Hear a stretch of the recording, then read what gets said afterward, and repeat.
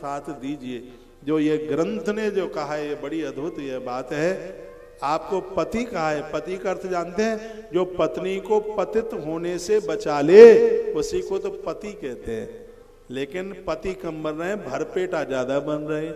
सुबह खाए हुए चाहिए, दोपहर खाए हुए चाहिए, फिर शाम को खाए हुए चाहिए, और मन कर जाए तो फिर इन्हें आधी रात को भी खाए हुए को चाहिए। माताओं का साथ दो, इनको संग दो। ये खाए खाए के भैया थौने निकल गई। 1 कुंटल से ज्यादा वजन है गए वो है भजन बिन है गए ऊंट बड़े। भजन के बिना तो हम मनुष्य नहीं ऊंट की तरह हो जाएंगे भैया। भजन करो, पति पत्नी मिलकर ऐसे सत्कर्म करो, ऐसा सत्कार्य करो कि आनंद हो जाए। इस बात के लिए संदेश दिया गया। देखो शंकर जी अकेले नहीं, मैया जी को साथ में लेके गए। माताओं कल अपने श्रीमान जी को कहना, मुझे बताया कि आज छुट्टी का दिन है, मार्केट की छुट्टी है। अरे हो तो न्यों कर दो, नहीं हो तो न्यों कर दो, जाऊं मैं जो पैसा लग रहा है।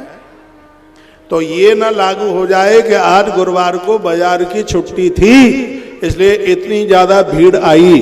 कल आज से भी डबल दूने आने चाहिए। जितने भी फिटफिट मोटरसाइकिल वाले महानुभाव हैं, जितनी भी 4-4 पहिया की ये गाड़ियां रखी हैं, दीवार तक हमारी नाक के सामने एक भी वाहन नहीं होगा। बहुत बड़ा ग्राउंड है, इधर रखिए, इधर रखिए। कल खुले में बिछायत की जाएगी क्योंकि कल की कथा हल्ला बोल है। कथा होगी होशंगाबाद नर्मदापुरम में, इसकी आवाज कम से कम पिपरिया को पार करेगी, वहां तक पहुंचेगी यह कथा। तो कल का ग्राउंड यह है पूरा का पूरा खाली, क्योंकि पांडाल तो बढ़ नहीं सकता, क्योंकि पांडाल बड़ी दूर से आया है ये, तो वो संभव नहीं है।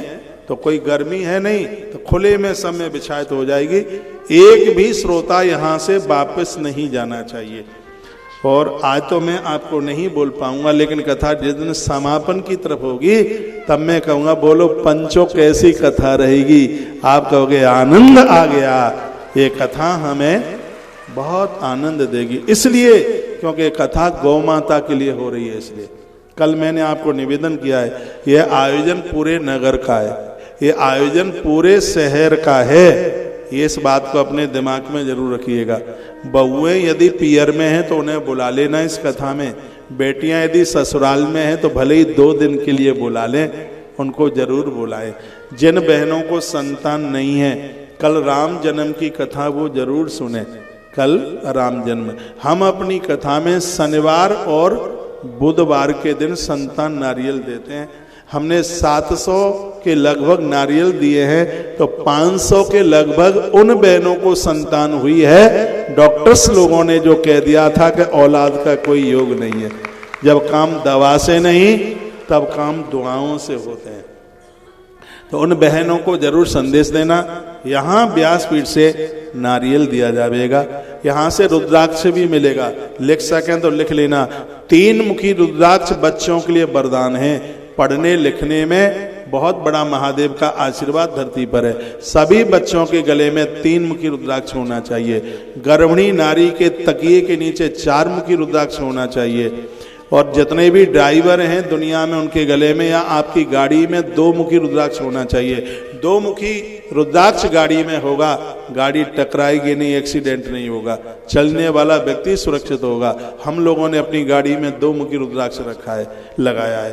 3 मुखी रुद्राक्ष बच्चों के गले में, 4 मुखी रुद्राक्ष गर्भ में संतान की रक्षा करे। गर्भिणी नारी के कमरे में रख दो, उसके तकिए के नीचे रख दो। 5 मुखी रुद्राक्ष असाध्य बीमारियों को खत्म कर दे।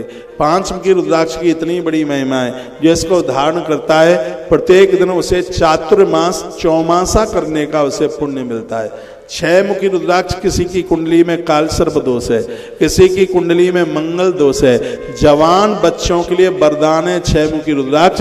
इसको धारण करने से बेटियां अपने मन मुताबिक विवाह नहीं करेंगी, बेटे अपने मन मुताबिक विवाह का निर्णय नहीं लेंगे। ये 6 मुखी रुद्राक्ष की महिमा इस पुराण में वर्णन है, क्योंकि इसके अधिपति स्वयं भगवान श्री कार्तिकेय जी हैं। सातमुखी रुद्राक्ष है, घोर गरीबी का नाश करता है। लिखने लायक बात है, उसे आप लिख नहीं पा रहे हैं। सातमुखी जो रुद्राक्ष है घोर गरीबी का नाश करता है, ऋण मुक्त हो जाओगे।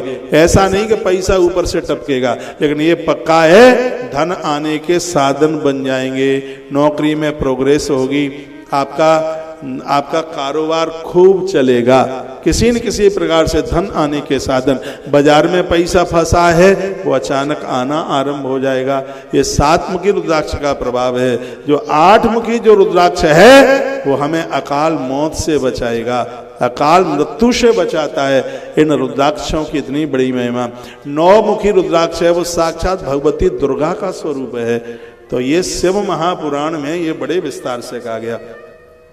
एक बार हमारे कार्यालय की तरफ देख लेना, जितना भी ये सब चीजें यहाँ बिकती नहीं है, लेकिन जो गौ माता के लिए सहयोग करते हैं ये सब चीजें वहां पर उपलब्ध है। पेट में गैस बनती है, इतना खतरनाक रोग है कि हार्ट अटैक तक पहुंचा देता है। आज से 4 महीना पहले हमने एक दवाई बनाई, वो गैस की दवाई लोगों को बड़ा फायदा किया। डायबिटीज की दवाई ऐसी बनाई कि जिनकी 600 थी उनकी 200 रह गई है, धीमे धीमे और नीचे उतर करके आ जाएगी। इतनी हल्ला बोल दवाई। कहीं घुटनों में, जॉइंटों में कहीं कोई दर्द हो रहा है, उसकी दवाई बना करके तैयार की। बालों का तेल बनाया। अभी मैं पश्चिम बंगाल में था तो बाल ऐसे उबड़ खाबड़ से हो रहे थे, तो रात्रि को हमने बना लिया अपने कमरे में ही तेल। देखो कितने काले से लग रहे हैं, ये इसमें लगा लिया हमने, बना करके लगा लिया है तेल। तो वहाँ उपलब्ध होगा, वो भी आप देख लीजिएगा। और इतना बड़ा फायदा आपको स्वास्थ्य के लिए मिलेगा। रोजाना हल्दी और घी चाटा करो। एक आमी हल्दी आती है, ये पूरी बॉडी में दर्द नहीं रहने देगी, कैंसर नहीं होने देगी। ऐसे हथेली पर थोड़ा सा घी रख लो, गौ माता का मिल जाए, बहुत लाभ देगा। उसमें थोड़ी सी डाल लो आप हल्दी पिसी हुई, फिर उसको उंगली से ऐसे घिसो, मैं घिसता हूँ ना, मैं लेता हूँ, फिर उसको जीभ के ऊपर चाटिए। आपको दर्द नहीं होगा, पीड़ा नहीं होगी पूरी बॉडी में, आपका जीवन बच जाएगा। ये भुसक्का भर भर के ये दवाइयाँ खा रहे हो, गोलियाँ खा रहे हो, ये मरने के काम मत करो, क्योंकि मनुष्य जीवन बड़ी मुश्किल से मिला है और मनुष्य जिंदगी मिल गई, यही जीवन का सबसे बड़ा आनंद है। इस जिंदगी को आनंद के साथ में जीना। मैं आपके बीच में अभी कई दिन हूँ, आप मुझे बोल के जाओगे महाराज जी आनंद आ गया है। आपके शरीर में इतनी फुर्ती होगी, आप करके तो देखिएगा। गौ माता को खूब बढ़ चढ़ करके सहयोग करना। सामने कार्यालय है और वहां से जो भी सहयोग करते हैं उसकी रसीद जरूर लीजिएगा, और सबके घर में एक एक रसीद पहुंचे। पैसा आता रहेगा, लेकिन गौ माता के लिए जो आयोजन हो रहा है ये मौका नहीं मिलेगा। 31 साल में पहली बार आना हुआ, द्वारा का पता नहीं है। कभी आप वृंदावन आइए, टेलीविजन पर एक बार ये गौशाला अब देखिए।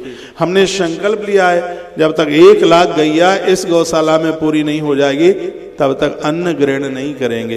वो कर भी नहीं रहे हैं, उसके लिए दिन रात लगे हुए हैं। हमने अनाउंस किया है, पूरे देश को अनाउंस किया है, जहां जहां सड़क पर नंदी घूम रहे हैं, देसी नंदी, थोड़ा सा चंदा कर लो, गाड़ी तैयार करो, उसको लोड करो और सगरे नंदियों को वृंदावन पहुंचा दो। जितने नंदी लेके आओगे, एक नंदी पर 500 रुपया इनाम और मिलेगा, क्योंकि देश में सबसे ज्यादा नंदी कटता है। कैसे भी इन नंदियों को बचा लो। सबसे बड़ा तो भगवान महादेव ये है, कहते हैं कि नंदी के चरण का जल किसी ने ले लिया, 68 करोड़ तीर्थों का आचमन करने का उसे फल मिल जाता है। ऐसा शिव पुराण में लिखा है। ये गौवंश को सड़क पर छोड़ा जा रहा है, ये कट रहे हैं, मर रहे हैं, एक्सीडेंट हो रहा है। भैया वर्तमान समय में भी मंदिर बनाने से ज्यादा गौशालाएं बनाने की जरूरत है। यदि गैया मैया नहीं बचेगी तो भव सागर से पार होना मुश्किल हो जाएगा। तब तक उत्पाद समाप्त नहीं होंगे जब तक गौ माता को संरक्षण नहीं मिलेगा।